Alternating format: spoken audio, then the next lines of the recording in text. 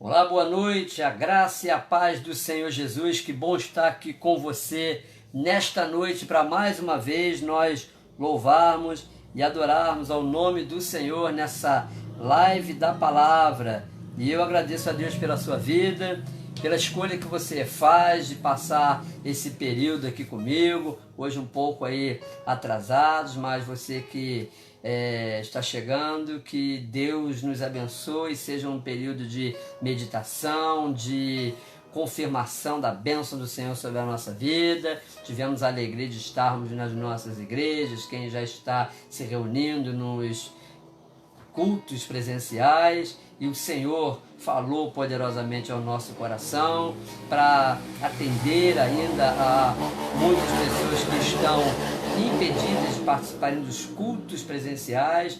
Nós continuamos aqui com as lives na intenção de abençoar vidas em nome de Jesus. Como sempre digo, para mim é difícil ler no momento em que os irmãos estão entrando os seus nomes e interagir ao vivo, mas depois você vai receber aí o meu recado, vai receber aí também o meu abraço em nome de Jesus. Eu quero compartilhar com você. Antes disso, vamos orar, vamos colocar o nosso coração diante do Senhor em nome de Jesus. Pai, nós queremos te agradecer pela noite que tu preparastes para louvor da tua glória, para nos abençoar, e nós oramos, Senhor, pela vida de cada irmão e irmã que escolheu passar esse tempo de reflexão através desse canal do Facebook, na tua palavra, reflexão da revelação do teu Espírito ao nosso coração. Seja sobre nós a tua bênção, que tu estejas também trazendo paz, alegria ao coração, Senhor, de muitas pessoas que estão passando por dificuldades, gente internada, gente se recuperando da Covid. Oramos para que o Senhor tenha misericórdia, Senhor, e restaure a saúde dessas pessoas. Abençoe a vida dos profissionais da saúde que têm feito muito mais do que o atendimento médico, tem dado amor, carinho, atenção para essas pessoas, impedidas inclusive da presença dos próprios familiares. Em nome de Jesus, que esse tempo difícil seja superado e a tua bênção se estabeleça, Senhor, sobre cada vida. Louvado seja o teu nome, que a tua palavra seja agora, Deus, revelada ao nosso coração de uma maneira poderosa, que a tua palavra encontre corações abertos para, como uma boa semente semeada na terra que dá fruto, ela venha produzir para louvor, para a glória do teu nome. Nós oramos e te agradecemos. Amém. Aleluia, bendito seja o nome do Senhor. Eu quero compartilhar com você a palavra de Deus e peço que você abra comigo o texto da Bíblia Sagrada na carta do apóstolo Paulo aos Tessalonicenses, no capítulo 5, do versículo 1 ao versículo de número 6. Primeira carta do apóstolo Paulo aos Tessalonicenses, capítulo 1, ou capítulo 5, do versículo 1 ao versículo de número 6, que nos diz assim a palavra: Irmãos, relativamente aos tempos e às épocas não há necessidade de que eu vos escreva, pois vós mesmos estáis inteirados com precisão de que o dia do Senhor vem como ladrão de noite. Quando andarem dizendo paz e segurança, eis que lhes sobrevirá a repentina destruição, como vêm as dores de parto a que está para dar à luz, e de nenhum modo escaparão. Mas vós, irmãos, não estáis em trevas para que este dia, como ladrão, vos apanhe de surpresa. Porquanto vós todos sois filhos da luz e filhos do dia. Nós não somos da noite nem das trevas. Assim, pois, não dormamos como os demais. Pelo contrário, vigiemos e sejamos sóbrios. Louvado seja o nome do Senhor. Seja no ambiente da igreja ou no ambiente secular, o termo ladrão sempre é interpretado de forma negativa, conforme o sentido único da palavra, que se refere a alguém que subtrai de outra pessoa algo que não lhe pertença. Dois homens são crucificados ao lado de Jesus e um deles, o mau ladrão, movido pelo desespero e pela agonia da morte, olhando para Jesus, começa a blasfemar e a insultar o mestre, como que o provocando a tomar a atitude que os livrasse daquela terrível sentença. Afinal, como filho de Deus, era de se esperar que, pelo seu poder, ele assim tomasse uma atitude. Já o bom ladrão, numa atitude de defesa de Jesus, repreende o mau ladrão, afirmando que eles sim estavam ali porque mereciam aquele castigo como resultado dos seus crimes, e não o Senhor, reconhecido pelo bom ladrão como um inocente, pagando pelos erros que não cometeu. Em relação aos dois ladrões crucificados ao lado de Jesus, não temos conhecimento dos crimes que eles cometeram, mas podemos imaginar que foram daqueles julgados como muito terríveis, tanto que lhes foi imputada uma das mais severas penas capitais romanas, tal a periculosidade que estes criminosos representavam para a sociedade. Quem concorda com o adjetivo bom a um desses ladrões, o que não é uma atribuição da Bíblia, mas sim como um dito popular de muitas pessoas, na tentativa de amenizar a situação de um desses criminosos, porque reconhece o seu crime, acaba também consentindo que em algum nível o crime compensa, dependendo somente da intenção com que é cometido, o que lembra o ladrão do tipo Robin Hood, que roubava para socorrer os pobres nas suas necessidades. Aliás, somente reconhecer o crime não é suficiente para ninguém se livrar da condenação, e foi por causa do arrependimento sincero daquele ladrão que falou o que era justo acerca de Jesus, sabendo que era tão mal e merecedor do castigo que estava recebendo quanto o outro ladrão que insultou Jesus, né, e não temeu, nem sequer se arrependeu daquilo que estava fazendo. Então, em relação a esse ladrão, né, ele recebeu de Jesus o privilégio de ouvir as mais belas palavras que um pecador como eu desejaria ouvir do Senhor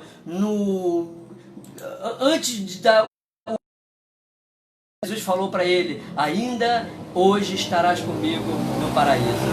Nem mesmo a tecnologia utilizada atualmente tem sido suficiente para diminuir o aumento da prática do roubo, cada vez mais aperfeiçoado nas suas mais diversas formas e ocorrendo em qualquer lugar, em plena luz do dia e com o sucesso garantido aos ladrões nos seus empreendimentos, apesar dos registros através das inúmeras câmeras espalhadas por toda parte, sem conseguir inibir a sofisticação dos atos criminosos. Eu escolhi o episódio da crucificação dos dois ladrões, especificamente o que está registrado no Evangelho de Lucas, lá no capítulo Evangelho de Lucas, capítulo 23, 39 a 41, como uma introdução do assunto da nossa reflexão, enfatizando que neste contexto a Bíblia utiliza o termo ladrão para fazer a diferença, mostrar a diferença entre os que serão surpreendidos com a volta de Jesus e os que não serão surpreendidos. Daí você pode me perguntar, mas quem tem o poder de saber sobre o dia da volta de Jesus? A pergunta, porém, deve ser não sobre quem tem o poder de saber, mas sim quem tem o dever de saber sobre quando será o dia do Senhor. Muitos têm interpretado de forma errada o texto escrito aos Tessalonicenses, como se o apóstolo Paulo afirmasse que até a igreja será surpreendida com o dia da vinda do Senhor. Mas na realidade, uma leitura atenta ao contexto do que realmente escreveu o apóstolo Paulo nos mostra que é dever da igreja saber sobre as coisas as quais ele declara que nem precisava escrever aos Tessalonicenses, o que já era do conhecimento deles. E é também a leitura atenta do contexto desse trecho da carta que afirma exatamente a diferença existente entre duas classes de pessoas: as que estão na luz e as que estão nas trevas. Porque para quem está na luz, todas as coisas já estão esclarecidas pelos diversos sinais que estão acontecendo, confirmando que está próximo o dia do Senhor. E o compromisso do apóstolo Paulo não é escrever para os que estão em trevas, como que na expectativa de convencê-los dessa verdade. Ele escreve aos salvos de Tessalônica uma mensagem que, ao mesmo tempo exortativa, também consoladora. Sim, pois aos que estão em trevas é impossível compreenderem o que Paulo escreve, porque são verdades que só podem ser discernidas espiritualmente. E para isso, o entendimento dos incrédulos está fechado, porque sequer admitem, inclusive, que estejam em trevas. A diferença está aí. Quem está na luz percebe a ocorrência dos sinais que confirmam a vinda do dia do Senhor, enquanto que quem está em trevas tropeça até mesmo andando ao meio-dia. No versículo 6, Paulo fala de como deve ser o andar do crente, sempre em vigilância. Não é porque o salvo já tem o conhecimento em relação às verdades espirituais, que por isso ele pode descansar, como se jamais houvesse possibilidade de ser enganado no seu entendimento sobre o que já recebeu da parte do Espírito Santo. A parábola das 10 virgens, contada por Jesus no capítulo 25 do Evangelho de Mateus, nos serve de exemplo para entendermos a importância da vigilância como garantia do encontro do noivo com as noivas e, consequentemente, a entrada delas com ele para as bodas. Diferentemente do que vemos acontecer nos casamentos que somos convidados a participar, aqui é o noivo quem vem ao encontro das noivas, que devem estar à sua espera, completamente preparadas para o momento em que ele vem buscá-las. A diferença entre as 10 noivas é que 5 delas são prudentes e 5 delas são chamadas de loucas. As 10 estão com as suas lamparinas na mão, mas apenas 5 se lembraram de levar, junto com as lâmpadas, o azeite, quando saíram ao encontro do noivo. É possível que no momento em que saíram ao encontro do noivo, o caminho para as 10 noivas estivesse ainda claro, e por isso as nécias não atentaram para o momento em que não apenas as lâmpadas, mas também o combustível seria importante para gerar a luz necessária para prosseguirem no caminho ao encontro do noivo. A parábola das 10 virgens representa pessoas com o mesmo objetivo: ir ao encontro do noivo, se ocupando com as mesmas coisas, que são as atividades na igreja. Então, o que a gente vê de diferente aí são as motivações. Nenhuma das 10 deixou de se guardar para o noivo, se mantendo virgem para um encontro com ele. Mas 5 delas não discerniram a necessidade de levar consigo, além das lâmpadas, o azeite necessário para fazer acender as lâmpadas. Podemos dizer que as lâmpadas representam a palavra de Deus e o azeite, a unção do Espírito Santo que deve acompanhar a palavra. Nesse tempo que precede o dia do Senhor, o que mais temos visto são lâmpadas sem azeite. E quem são essas lâmpadas sem azeite? Os pregadores descomprometidos com os propósitos do reino de Deus. Ao mesmo tempo em que profetizam, também expulsam demônios e operam milagres, atraindo para si mesmos e não para Deus. Pessoas que satisfazem com as suas profecias de bênçãos e vitórias. Homens e mulheres endeusados por pessoas que querem ouvir palavras que lhes agradam o próprio ego e não querem ser confrontadas para obediência à verdade, conforme disse Paulo a Timóteo, o que podemos interpretar como profecias que já estão se cumprindo em nossos dias. O apóstolo Paulo escreveu dizendo: pois haverá tempo em que não suportarão a sã doutrina, pelo contrário, cercar-se-ão de mestres segundo as suas próprias cobiças, como que sentindo coceira nos ouvidos, e se recusarão a dar ouvidos à verdade, entregando-se às fábulas. Tu, porém, sê sóbrio em todas as coisas, suporta as aflições, faz o trabalho de um evangelista, cumpre cabalmente o teu ministério. Palavras do apóstolo Paulo na sua segunda carta escrita a Timóteo, no capítulo 4, versículos 3 a 5. Jesus também falou da importância do crente de sempre vigiar e orar. E, infelizmente, a negligência tem levado muitas pessoas ao tropeço na caminhada, porque orar, até oram e oram muito, inclusive se destacando nas atividades da igreja exatamente pela prática da oração em favor de outras pessoas, que chegam até a serem abençoadas pelas suas orações, mas em compensação a vida devocional pessoal, familiar, profissional desses gurus evangélicos está abalada, não por terem invertido a ordem vigiar e orar, mas porque distraídos com tantos resultados pessoais obtidos com a manipulação das pessoas atraídas para si, desconsideraram a importância de vigiar para que não caíssem em tentação. E uma das maiores tentações de quem está em evidência na pregação do Evangelho ou em qualquer outra área que o destaca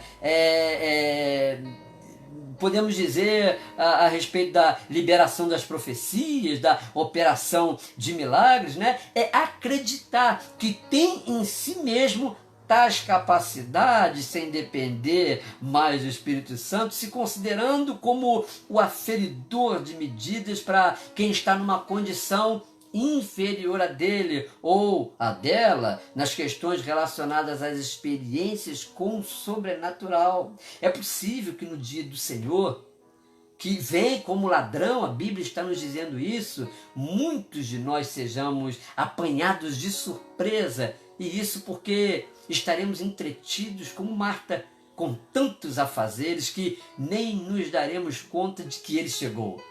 Penso que para muitos que desfrutam do glamour e das honras que recebem dos seus discípulos, se puderem, tudo farão para adiarem a vinda de Jesus, a fim de não correrem o risco de perderem para ele os discípulos que fizeram para si mesmos.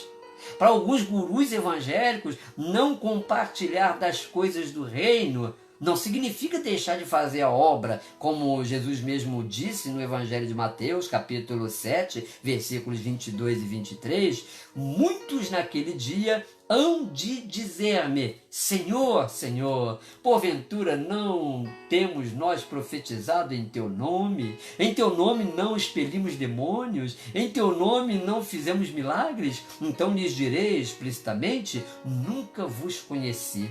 Apartai-vos de mim, os que praticais a iniquidade. Jesus falou isso lá no capítulo 7, versículos 22 e 23 do Evangelho de Mateus.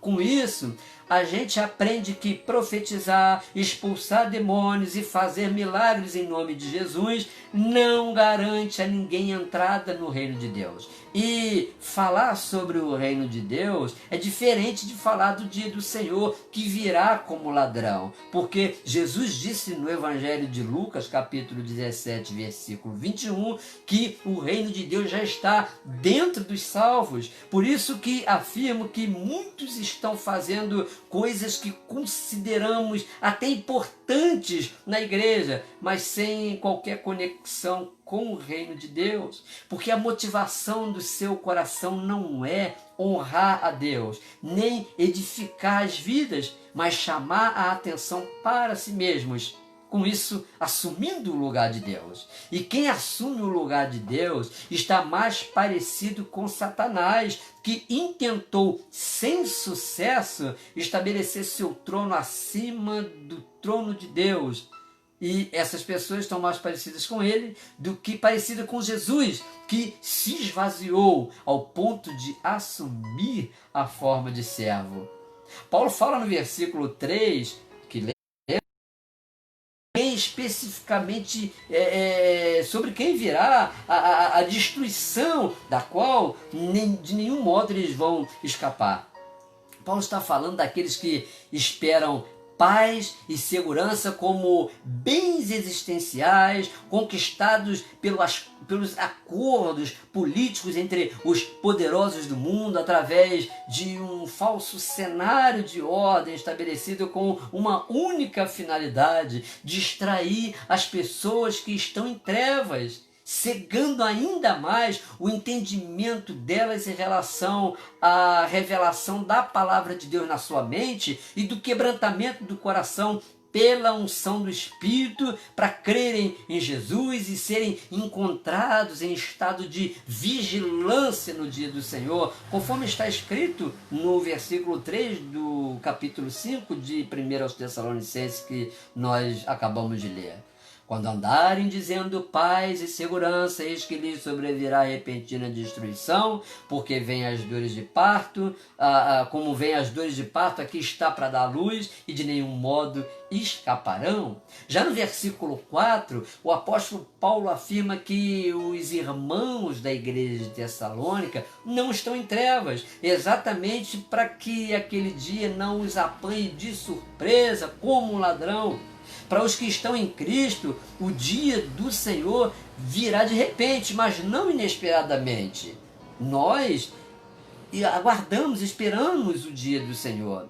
E a verdade de que o dia do Senhor virá de repente surpreende os que já são salvos em Cristo, pois eles, na verdade, não surpreende, né, os que já estão salvos em Cristo, porque eles estão em plenas condições de serem transportados. Você, meu irmão, minha irmã, que está no Senhor, já deve estar em plena condição de ser transportado da sua condição física terrena para a sua condição física glorificada, transformada pelo poder de Deus, porque a sua mente já foi transicionada para desfrutar aqui e agora dos benefícios do reino de Deus, ainda que existindo no mundo, né, nesse mundo, você é guiado segundo os padrões do reino de Deus e não segundo os padrões do mundo. No versículo 5, Paulo diz que os tessalonicenses são filhos da luz e filhos do dia. Filhos da luz por causa do entendimento iluminado para compreenderem acerca das verdades eternas em Deus, e filhos do dia porque foram preparados exatamente para a manifestação do Senhor, para aquele dia que Ele determinou, para a definitiva salvação e livramento de todos os que, na sua condição existencial, confiam em Jesus e acreditam nele, mesmo nunca tendo visto. Também não somos da noite nem das trevas, o que significa que ao salvo não pesa na consciência qualquer culpa ou medo de que sejam descobertos os seus atos, porque nada há no seu modo de viver que seja reprovado pela luz. Pelo contrário, diante daquele que julgará até as intenções do coração, todo salvo em Jesus, dia após dia, como diz o texto da palavra, como a aurora, que vai brilhando, brilhando até ser dia perfeito. Cada vez mais ele é esclarecido da sua posição de resgatado para a luz e para o reino do Filho do seu amor. Enquanto isso, quanto mais se aproxima aquele dia para os filhos das trevas, mais aumenta o pavor de saberem que serão destruídos, não no sentido de exatamente deixarem de existir, mas de serem condenados a passarem a eternidade afastados de Deus, num lugar que originalmente foi destinado para o diabo e seus anjos, e que não foi preparado para nenhum ser humano cujo propósito de Deus é salvar. Infelizmente, não são poucos os que entre nós, se não estão já dormindo, cochilam o cochilo do cansado, o cochilo de quem tem nas mãos a lamparina, que é a Bíblia, mas não tem recebido dela a unção reveladora que só o Espírito pode liberar, pois a sua rotina o ocupa de tal maneira com as coisas existenciais que não tem havido sabedoria nessa pessoa para administrar o seu tempo, priorizando o que fará diferença na sua vida para toda a eternidade, que é a revelação da palavra de Deus que alimenta a sua alma. De novo, falando sobre o ladrão, Jesus disse que ele veio somente para roubar, matar e destruir. João capítulo 10, versículo 10. Não existe maior ladrão do que o diabo, chamado por Jesus também de homicida desde o princípio, escrito lá no Evangelho de João capítulo 8, versículo 44. E neste caso, ele é aquele que tem o poder de se transformar até em anjo de luz, atraindo os que sem o entendimento esclarecido pela palavra, acompanhada pela unção revelada do Espírito, se deixam seduzir pela mentira que ele prega de que o ser humano é livre para escolher o que bem quiser para a sua vida e ser feliz vivendo o amor nas suas mais variadas formas. Só que as formas preferidas pelo ser humano de viver o amor através das práticas orientadas pela escuridão das trevas, trevas em que mergulhou o próprio Satanás quando se rebelou e perdeu a sua característica de Lúcifer, anjo de luz, e para onde ele quer conduzir o ser humano, para longe de Deus, né? Para quem Deus tem, né, para a humanidade, para quem Deus tem a promessa de salvação, de conduzir para o céu, né, de onde Satanás foi expulso, jamais viver essa vida de satisfação dos desejos, da vontade própria, das formas diversas de amar, pode satisfazer o ser humano na sua busca por felicidade.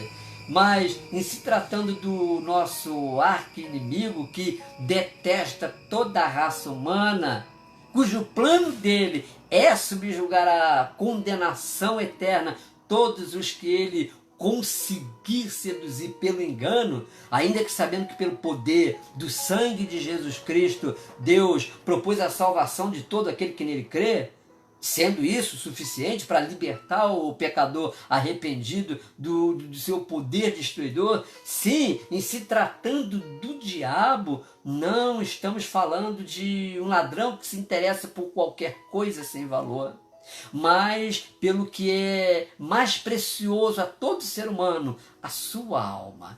E para isso o diabo está disposto a facilitar o caminho para a riqueza, para a fama, para o poder, substituindo no coração do ser humano o lugar que existe lá no seu coração do tamanho de Deus, e não pode ser preenchido por absolutamente nada que ele deseja fora da boa, agradável e perfeita vontade de Deus para a sua vida. Quando Jesus fala a respeito do ladrão, ele também diz sobre a sua única obra maligna, que se completa em primeira etapa da obra do diabo, na verdade, roubar roubar a promessa que Deus fez ao ser humano de que, mesmo sendo pecador, o sacrifício de Jesus Cristo é suficiente para absolvê-lo de toda a culpa do pecado, cuja recompensa é a morte, morte que o inocente Nazareno assumiu pelo culpado pecador na cruz do Calvário. Com isso, ele rouba também a possibilidade de salvação pela fé, incutindo na mente da pessoa que a salvação deve ser resultado das obras que ela faz para merecer a salvação de Deus. E na busca impaciente, ou seja, sem paz, pela salvação conforme o padrão meritório, o ser humano ele passa mais tempo tentando fazer alguma coisa para agradar a Deus do que desfrutando da paz de pertencer a Deus. Com isso, é possível que ele se torne um grande conhecedor das leis de Deus, através da impregnação das letras da Bíblia em sua mente, sem experimentar a alegria da graça de Deus revelada pelo Espírito ao seu coração. E com certeza são muitos os que temos hoje nas nossas igrejas que estão equivocados na sua relação com Deus e com a igreja por causa desse engano do diabo. Segunda etapa é matar.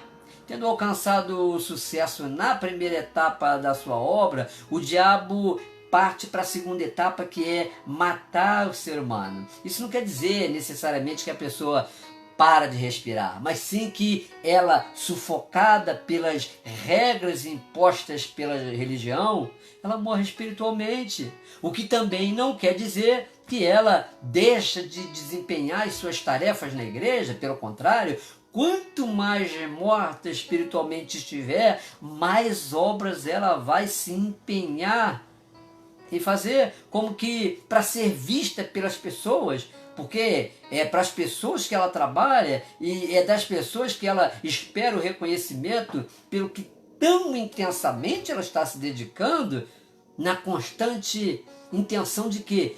De se autoafirmar como alguém importante na igreja.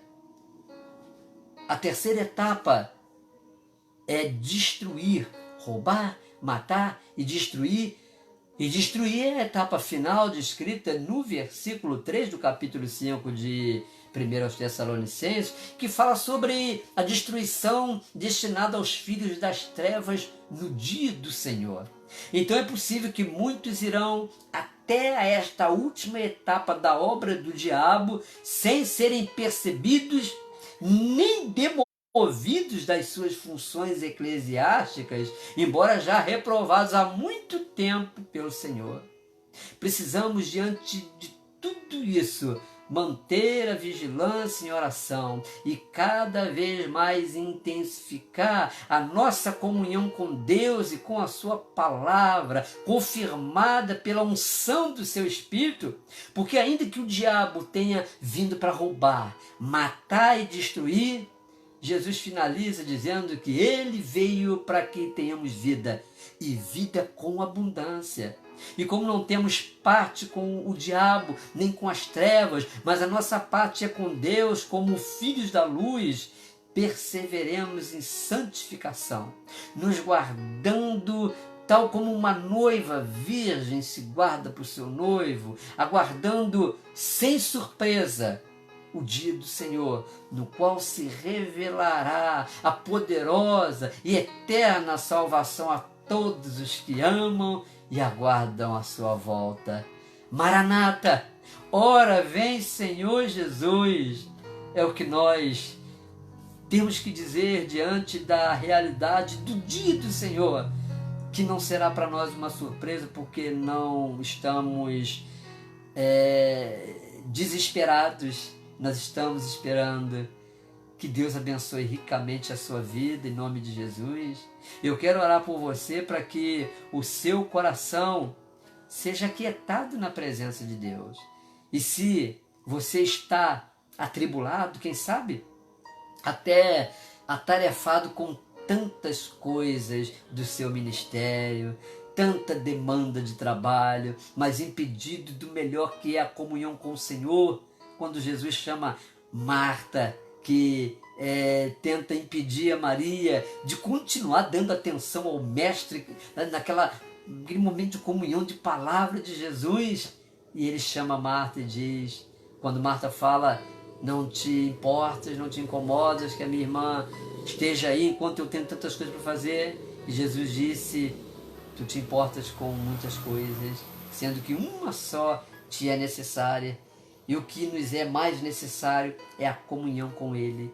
E em comunhão com Ele, tudo o que fizermos será debaixo da condução do Espírito e não nos trará peso, não nos trará angústia, porque nele nós nos renovamos, nos alegramos em fazer a sua vontade e conhecer a boa, agradável e perfeita vontade dele para a nossa vida. Eu quero orar pela sua vida, para que o Espírito de Deus renove as suas forças, dê graça, dê alegria a você, em nome de Jesus. Estamos nos aproximando aí do final do ano e culturalmente nós já temos aquele hábito de pensar naquele desgaste que todas as tarefas acumuladas do ano trazem sobre nós. Mas para quem anda na presença de Deus, o fardo é leve, o jugo é suave, porque andamos com o Senhor, é Ele quem nos conduz. Eu quero orar pela sua vida em nome de Jesus.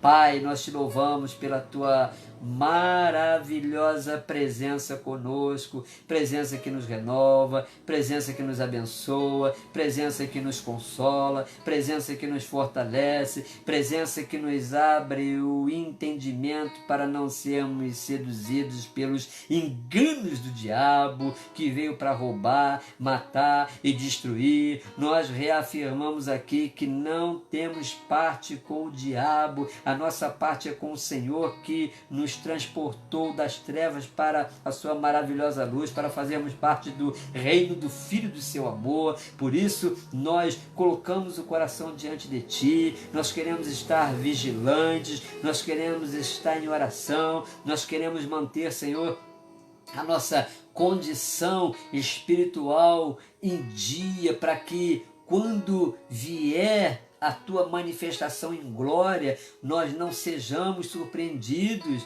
mas estejamos, Senhor, desejando acontecer na nossa vida esse dia. Senhor, guarda-nos de homens maus, guarda-nos daqueles que tem apenas o conhecimento teórico da palavra, mas não tem a unção do Espírito para consolar, confortar, abençoar o nosso coração, que a nossa alma seja preservada para o dia do Senhor, em nome de Jesus, que andemos não segundo o padrão do mundo, mas mesmo apesar de estarmos no mundo, sinalizemos o reino de Deus, os propósitos do reino de Deus na nossa vida, em tudo o que fazemos, Senhor, e que muito mais importante do que nos ocuparmos em fazer alguma coisa para Ti, seja o interesse do nosso coração estar em comunhão com o Senhor através do Teu Espírito, e isso fará com que a Tua palavra ela encontre, Deus, lugar não somente na nossa mente, no nosso entendimento, mas também no nosso coração, nos transformando como o justo tem a sua vereda, como a aurora, que vai brilhando, brilhando, até ser dia perfeito. Bendito seja o Teu nome. Obrigado, Senhor, porque Tu te apresentas para nos conduzir durante esta semana, que nós não temos ideia do que nos virá, mas o Senhor nos sustentará com a Tua companhia. A Ti, Jesus, toda honra, toda glória e todo louvor. Eu abençoo a vida do meu irmão e da minha irmã. Haja paz, haja alegria, haja renovo do Teu Espírito no seu coração. Em nome de Jesus. Amém. Amém. Que o Senhor te abençoe, te fortaleça. Tenha uma semana de vitória na presença de Deus. E obrigado mais uma vez por compartilhar comigo desse momento tão precioso da revelação do Espírito, da Palavra de Deus para o nosso coração. Tenha uma semana abençoada e cheia da graça de Deus. Amém.